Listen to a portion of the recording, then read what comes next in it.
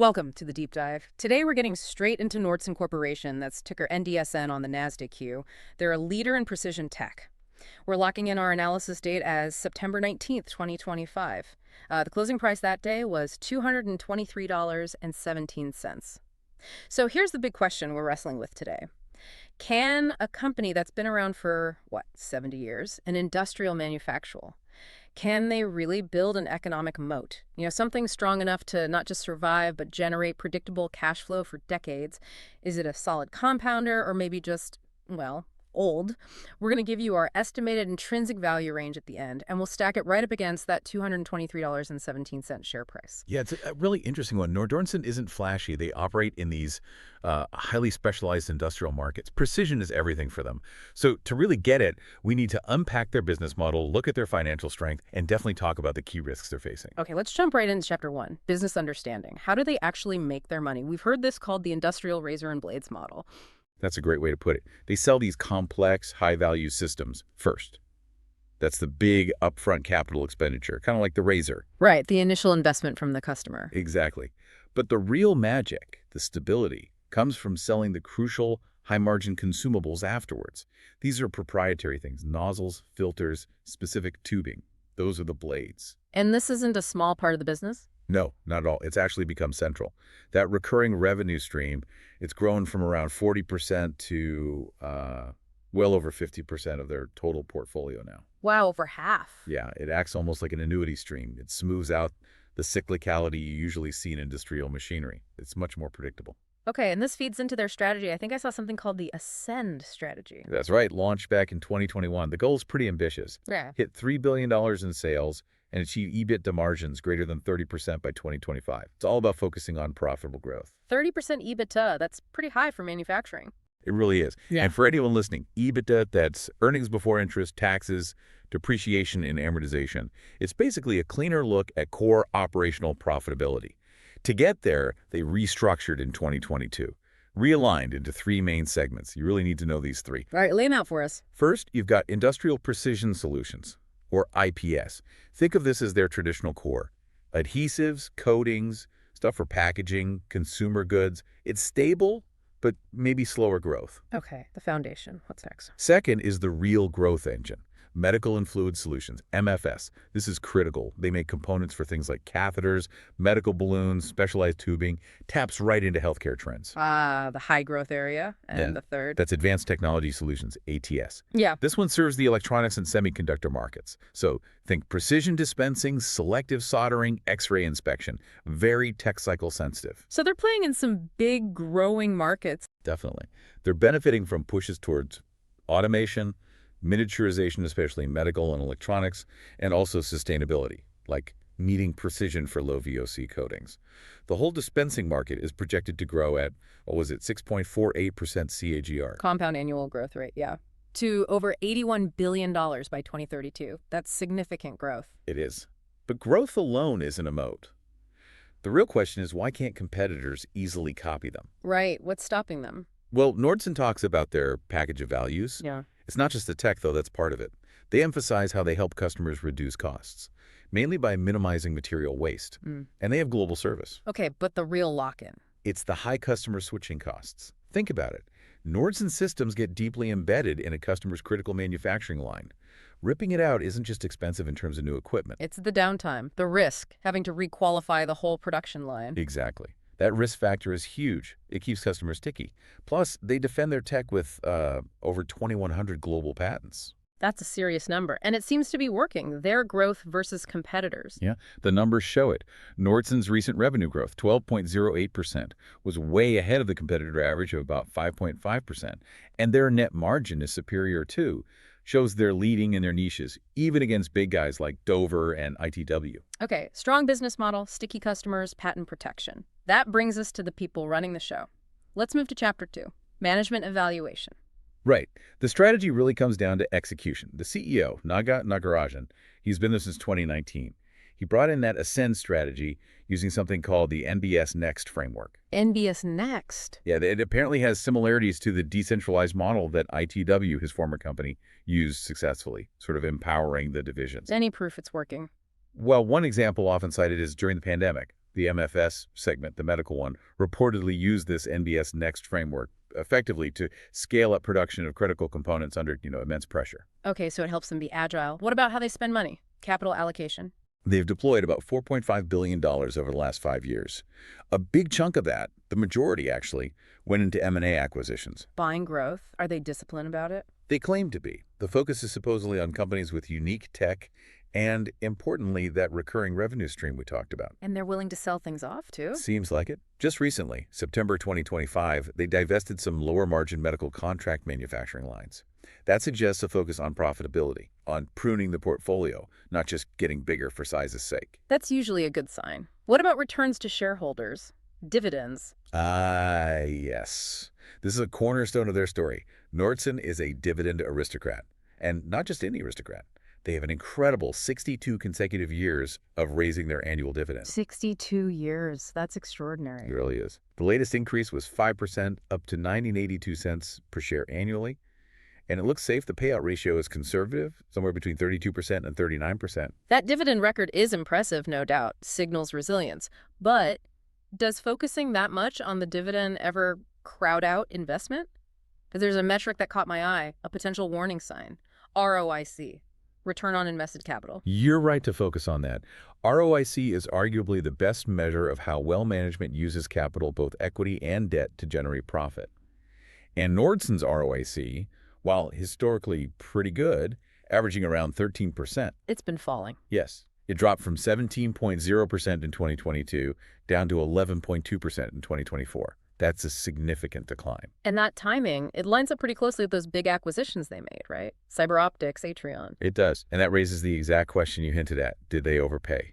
Are they struggling to integrate these large acquisitions effectively? This feels critical. Reversing that ROIC trend has to be management's top priority now. They need to prove those deals are actually creating value, not destroying it. Absolutely. It's the key test for them right now. Which leads us nicely into a closer look at the numbers. Okay, let's dive into Chapter 3, Financial Analysis. So financially, that economic moat we talked about, it really shows up in their margins. Look at the gross profit margin. It's been consistently high, remarkably stable, always in that 54% to 56% range. That high and stable. That really does speak to pricing power and differentiated tech. It's one of the clearest financial indicators. And the net profit margin is healthy too, around 16.3% on a trailing 12-month basis. TTM, right? The last year. Correct. And they're excellent at generating cash. This points to high-quality earnings, their free cash flow, or FCF conversion. That's FCF divided by net income. How much actual cash they generate relative to accounting profit. Exactly. It averaged 122.5% over the last 5 years. Right. Which is great. And in the most recent quarter, Q3 2025, it was an exceptional 180%. When cash flow consistently beats net income like that, it suggests the earnings are very real. Okay. Margin strong, cash flow excellent. What about top-line growth? Well, that's where it gets a bit more nuanced. The 5-year compound annual growth rate for revenue is modest, only 4.9%. So how did they get that 12% growth in the recent quarter? Good question. You have to break it down. That 12% total sales growth in Q3 25, a huge chunk of that, 8 percentage points, came from acquisitions. Organic growth, the growth from the existing business, was only 2%. Only 2% organic, so they're really relying on M&A to drive the top line right now. It certainly looks that way recently, which ties back to that ROIC issue, doesn't it? If they're spending billions on M&A, and that's dragging down ROIC, but they need those deals just to show decent total growth. Yeah, it puts a lot of pressure on making those acquisitions work efficiently. What about the balance sheet, all that M&A debt? It seems okay, actually. Debt to equity is around 0.71, which is generally considered reasonable. And liquidity looks fine. The current ratio is solid at about 1.69. And long-term earnings? Pretty resilient. Consistent EPS growth over the long haul, from $3.84 back in 2014 up to $8.11 in 2024. Shows they can weather economic cycles. All right, that covers the core business and financials. Let's shift to how the market sees them. Time for Chapter 4, Market Sentiment. What are the analysts saying? The consensus among the 10 analysts covering them is a moderate buy. Moderate buy and price targets. The average price target is $261.55. Now, compare that to the current price we mentioned, $223.17. That implies, what, over 17% upside potential? It's pretty significant. It is, and the recent news flow seems to back that up. Mostly positive lately. You had the strong Q3 earnings beat, that amazing 60-second dividend hike, and the board also authorized a new $500 million share repurchase program. Buybacks, too. Okay. What about the technical picture? Chart watchers. The technical trend looks bullish. The stock price is trading above both its 50-day simple moving average, that's SMA, which was around $219.40, and also above its longer-term 200-day SMA, around $212.56.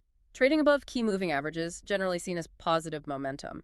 And short sellers, people betting against the stock. Not much activity there. Short interest is low, only about 2.59% of the float. So just bearish sentiment is pretty limited right now. Low short interest, positive technicals, analyst optimism. Let's look at who actually owns the stock. Chapter 5, ownership structure. This is quite telling. Institutional ownership is exceptionally high. We're talking approximately 79.23%. Wow, nearly 80%. So the big players, mutual funds, pension funds, they have a lot of confidence. It certainly suggests that. These are typically long-term, professional investors who've done their homework.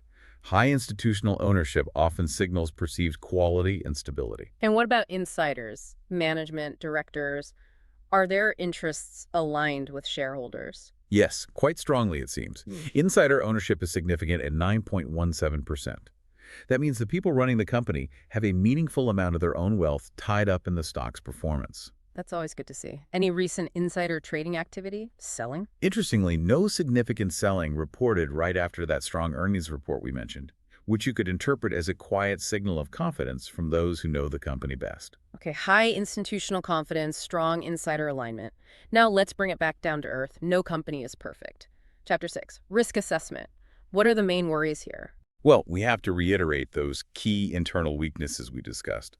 First, that sluggish organic growth, only 2% recently, that's a concern. And second, critically, that declining ROIC trend. That needs to reverse. Right, the internal challenges. What about external threats? The big one is always economic cyclicality. Nordson sells expensive systems. When the economy slows down or enters a recession, their customers tend to pull back on big capital spending projects. That hits Nordson's razor sales, even if the blade revenue holds up better. And competition. It's always there. They face intense competition from large, well-funded conglomerates. We mentioned ITW and Dover earlier. They have deep pockets and broad reach. Okay, cyclicality, competition. Right. What about broader macroeconomic headwinds right now? Two big ones. First, inflation. It drives up their costs for raw materials, components, wages. If they can't fully pass those higher costs on to customers, their margins could get squeezed. That impressive 55% gross margin could be at risk. Potentially. The second headwind is high interest rates. This is a double whammy. It increases Nordson's own borrowing costs, but maybe more importantly, it makes it more expensive for their customers to borrow money for those big system purchases. So higher rates could cause customers to delay buying new Nordson equipment, even if they see the benefits of automation. Exactly. It dampens capital expenditure across the board. And then there's geopolitics. Ah, yes. Tariffs. That's a definite risk. Imagine a scenario, say, a broad new U.S.-imposed tariffs of 2025. Because Nordson has a global supply chain, tariffs on components like steel or electronics would directly increase their cost of goods sold. And that would be a real test of their pricing power, their moat. Absolutely. How well could they pass those tariff-related cost increases onto their customers, given how sticky those customers supposedly are? If they can do it without hurting demand significantly, it validates the moat strength. If they struggle, it might signal the moat isn't as wide as believed. Okay, we've covered a lot of ground. Let's try to synthesize this. Chapter 7, conclusion. What's the bull case, boiled down? The bull case really rests on that wide economic moat, built on high switching costs and defended by those 2,100-plus patents. Add in the fact that over half their revenue is high margin, recurring blade sales. And of course, you can't ignore that incredible 62-year dividend growth streak. It points to a high-quality, resilient industrial compounder. Makes sense. And the bear case, the main counter-arguments. The core concerns are really about growth and efficiency, specifically that slowdown in organic growth, raising questions about the underlying vitality of the core business. And most importantly, that negative trend in ROIC. It signals potential issues with capital efficiency, maybe problems integrating those big acquisitions effectively. Management really needs to prove they can turn that ROIC trend around. Right. So weighing all that, where did our valuation model land? Our educational DCF model, that's discounted cash flow, came up with an estimated intrinsic value range of $235 to $270 per share. Okay, $235 to $270. And the share price on our analysis date was $223.17. Correct. So the current price of $223.17 is trading just slightly below the low end of our estimated value range. So the conclusion. Our outlook based on this analysis is that Nordson might be modestly undervalued at these levels. It could represent a potential entry point for long-term investors who are looking for a high-quality industrial company with compounding potential, assuming management addresses that ROIC issue. Modestly undervalued. Okay, which leaves us with a final thought, maybe something provocative for you to consider. If Nordson does succeed with its NBS Next strategy, if they successfully integrate those recent large acquisitions and manage to reverse that ROIC decline, getting it back towards its historical levels. Back up towards that 17%. Right. How quickly could the market perception change? Could it move from modestly undervalued to maybe trading at a clear premium, reflecting that newfound efficiency in a larger integrated portfolio? That turnaround in ROIC is probably the key thing to watch over the next year or so. That's a great point to end on. A fantastic deep dive today. If you found this analysis helpful, please like and subscribe to Stock Analytics AI. Remember, for just $4.99 a month, members get priority access to our deep dives. We're planning to cover all the S&P 500 stocks in the coming months, so members get first look. And if you just want a one-off deep dive on a particular company that interests you, you can always drop us a super thanks. And just this standard reminder, this analysis was generated by an AI system using sourced information. It's purely for educational purposes. It is definitely not financial advice. You absolutely must conduct your own thorough research or consult with a qualified professional financial advisor before making any investment decisions.